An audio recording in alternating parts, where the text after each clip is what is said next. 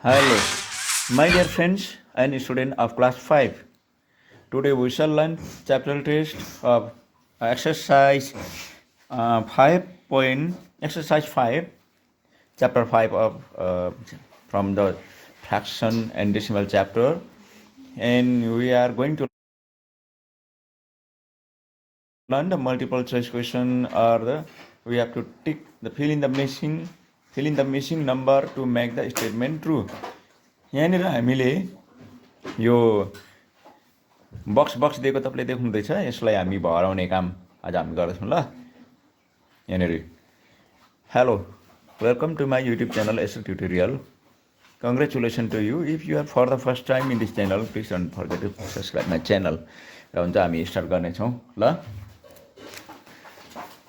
यो सजिलो छ, म तपाईलाई यो नम्बर 1 2 3 D सम्म म सिकाउने छु, त्यसको बादमा तपाईले होमवर्क पाउनुहुनेछ। हुन्छ, क्वेसन नम्बर 1 को ए यहाँ कस्तो छ भन्दाखेरि चाहिँ यहाँनिर हाम्रो 3/11 इक्वल्स टु 9 बक्स छ हैन। अब यसको सल्युसन कसरी गर्नु भन्दाखेरि चाहिँ म यहाँ सिकाउँदैछु। तपाईले यो के भन्छ इक्विभ्यालेन्ट फ्र्याक्सन तपाईले सिक्नु भएको छ होला, त्योबाट सजिलो हुन्छ हो। इक्विभ्यालेन्ट फ्र्याक्सन अब हेर्नुस्, यसको लागि के गर्नु पर्यो भन्दाखेरि चाहिँ यो 3 हैन, 3 अलिकति लामो राख्दियौँ, 11 पनि अलिकति लामो राख्दियौँ, गएर 9 बक्स राख्नुस् यसरी, अनि सजिलो हुन्छ इन्टु राख्नुस् ल यसरी। अब अर्को कुरा यहाँ त छैन, तर जहाँनिर हाम्रो देख्छ नि है न्युमेरेटर, त्यहाँ हेर्नुस् तपाईले। कहाँनिर हेर्नुस् अरे, यहाँनिर जहाँनिर डिनोमिनेटर न्युमेरेटर दिएको छ given, you can consider here 3 कति जा 9 भने चाहिँ 3 3 जा 9, त्यही नम्बरलाई यहाँ तल ल्याउनुहोस्।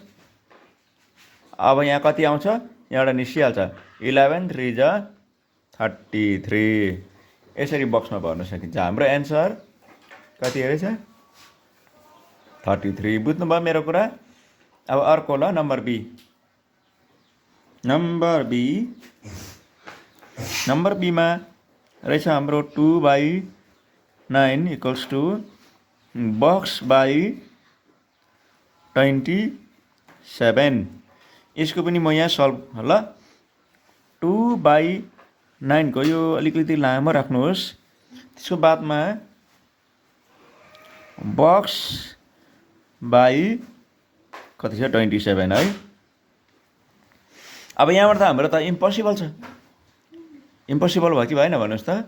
इम्पोसिबल भयो नि त, किनभने यहाँनिर there is no value in numerator, so we can do from denominator. 9 कति छ 27, 9 3 जा 27। यहाँ कति आयो हेर्नुहोस् त, यो नम्बर कति आयो, अघि पनि थियो 3 नै आएको थियो है माथि। यही नम्बर तपाईँले यहाँ माथि ल्याउनुहोस् इन्टुमा, किन इन्टु छ होइन।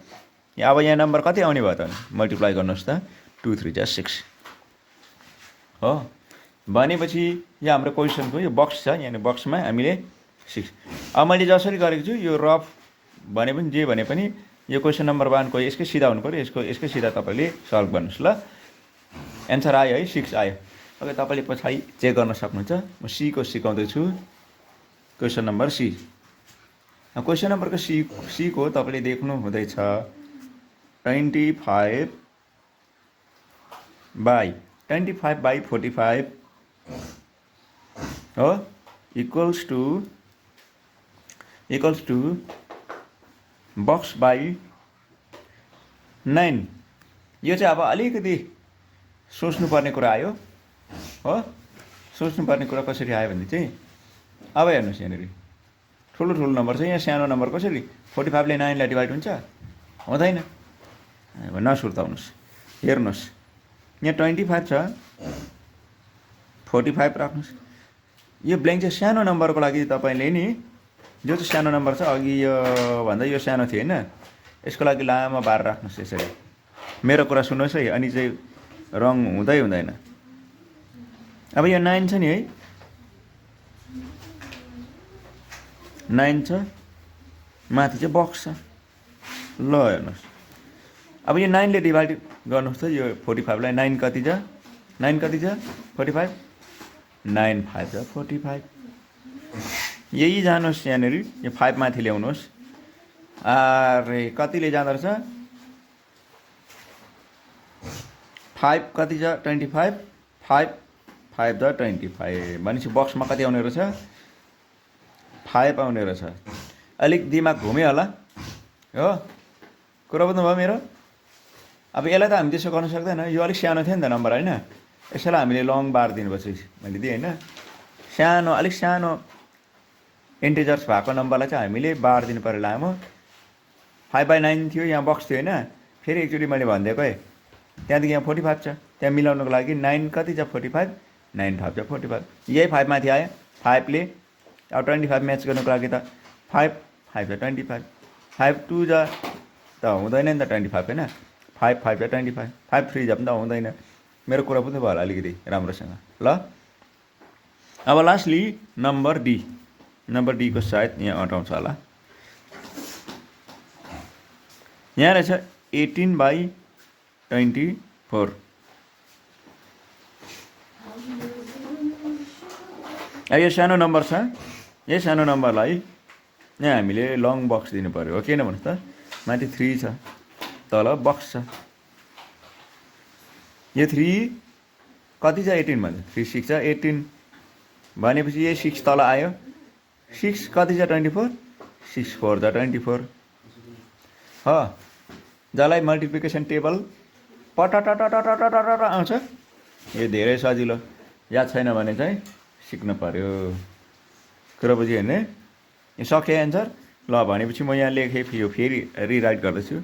18/24 इक्वल टु 3 यो बक्समा 4 आयो नि त, यसरी एन्सर निस्किन्छ। ल सकिएको छ।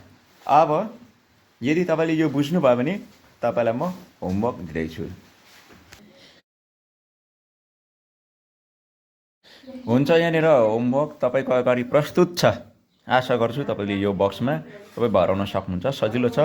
भर्खरै मात्रामा मैले यहाँबाट सिकाएको छु, आइडिया भइहाल्छ। ल जानेन भनेदेखि फेरि गर्दाखेरि भइहाल्यो। यो होमवर्क तपाईँको एक्सपिरियन्सको लागि र बाँकी लेसनको लागि हेर्दै गर्नु होला एसर ट्युटोरियल। डिस्क्रिप्सन बक्समा हेर्नुहोस्, तपाईँले आउने भिडियो पाउनुहुनेछ।